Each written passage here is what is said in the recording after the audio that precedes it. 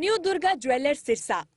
खारिया वाले प्रभुजी सोनी व पीली मंदोरी वाले सज्जन सोनी का भारत सरकार द्वारा मान्यता प्राप्त मशहूर hallmark jewellery showroom new Durga jewellers Parshuram Chowk Sirsa. अधिक जानकारी के लिए संपर्क करें 9813932001 या 9466697217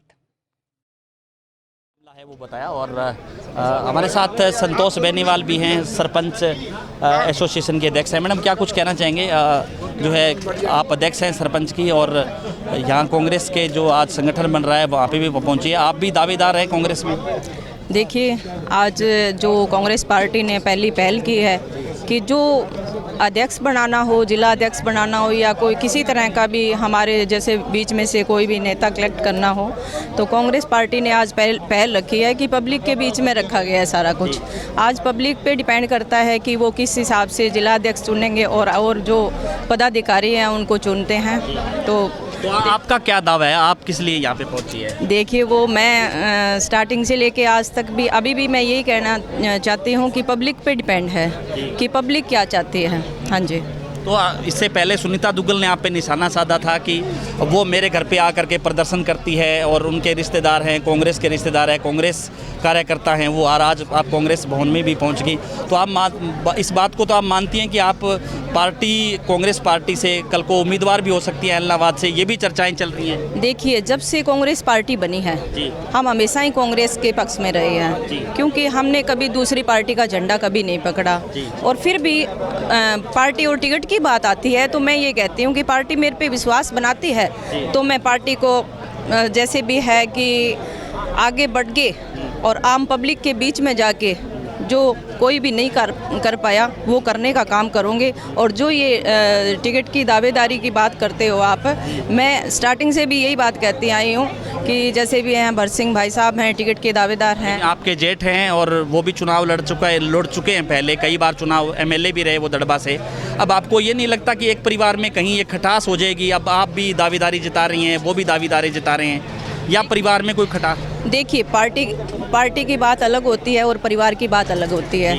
देखिए, जब भी मैं आगे बढ़ूंगी तो भाई साहब का आशीर्वाद लेके और जैसे भी है हमारा घर में जो भी समझौता होगा उसके हिसाब से ही मैं आगे बढ़ूंगी। पर दावेदारी रखना कोई बड़ी बात नहीं है, क्योंकि मेरे को लगता है कि मैं कुछ कर सकती हूँ हमारे इलाहाबाद हलके के लिए। तो मैं फ़िलहाल दावेदार हूँ और पार्टी विश्वास करेगी तो मैं जो भी टिकट है या कोई भी किस तरह की भी जिम्मेवारी देगी मैं पार्टी के झोली में डालने का काम करूँगी। आप हमारे दर्शकों को वो चार ही ऐसे मुद्दे आप बताना चाहें जो इलाहाबाद के लिए, इलाहाबाद की ज़रूरत है, इलाहाबाद में होना चाहिए। अगर आपको मौका मिलता है तो आप उन 4 मुद्दों पे बात करेंगे, सिर्फ 4 ही मुद्दे बताएं। देखिए, सबसे बड़ी समस्या आई है पानी की। बाढ़ का पानी आया था और जो भी सेम नाले हैं उनकी सफाई नहीं हुई। ये बहुत बड़ी समस्या बनी है इलाहाबाद हल्के के लिए। और जो टेल तक पानी नहीं पहुंच रहा, हो सकता है किसी विधायक ने ये बात नहीं रखी होगी और ना काम करवा सकते, आज मैं दावे के साथ कहती हूँ। पर जिस दिन संतोष बेनीवाल विधानसभा के अंदर खड़ी होगी ये काम करवाने का काम करेगी। हाँ जी।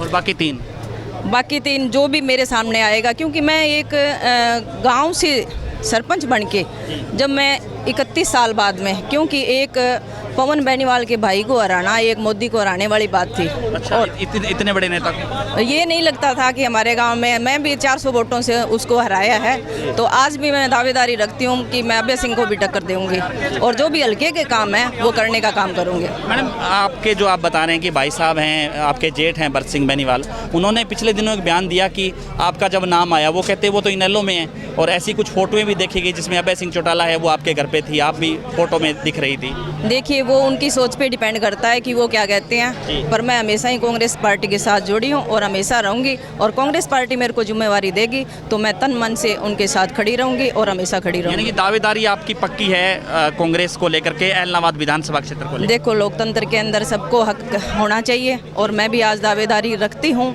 कांग्रेस के सामने कि मैं आज के दिन दावेदार हूँ और पब्लिक को मेरी ज़रूरत है, क्योंकि जो हमारे काम नहीं वो मैं करने का सांस रखती हूँ। क्योंकि जिसमें किसी भी तरह कर लो, चाहे मैंने आज टंकी आंदोलन भी लड़ा है तो जो भी हमारे किसान भाई हैं उनको हक दिलवाने का काम किया है। और सरपंचों की बात आई तो पंचकुला लाठीचार्ज हुआ, उसमें भी मैं आगे रही और जब तक लास्ट स्टेज तक हमारा दुग्गल का घेराव था उस तक भी मैं लास्ट रही। और मैं जहाँ लोकतंत्र की बात आए चाहे पब्लिक की बात आए, मैं 36 बिरादरी को साथ लेके और चलने वाली महिला हूँ। ऐसे नहीं कि मैं अपने पे डिपेंड हूँ, मैं पब्लिक पे डिपेंड हूँ। पब्लिक क्या चाहती है। तो आज ऑब्जर्वर आपसे सवाल पूछेंगे कि आप क्या चाहती हैं, कौन संगठन में बने, कौन जिला प्रधान बने, कौन जो एआईसी में ऊपर जाए, कौन महिला की प्रधान बने, किसको टिकट लोकसभा का दिया जाना चाहिए, किसको विधानसभा में पार्टी है वो करे, तो आपकी क्या राय है? देखिए, हम सारा कुछ आज पार्टी पे छोड़ेंगे कि पार्टी क्या चाहती है, और आज पब्लिक भी बीच में है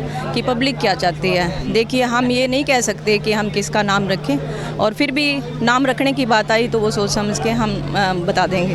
धन्यवाद। तो ये थे हमारे साथ संतोष बेनीवाल। लगातार हमारे साथ बने रहिए और इस वीडियो को आप ज़्यादा से ज़्यादा शेयर जरूर कर दीजिए ताकि तमाम लोगों तक की जानकारी पहुँचे। बहुत बहुत शुक्रिया।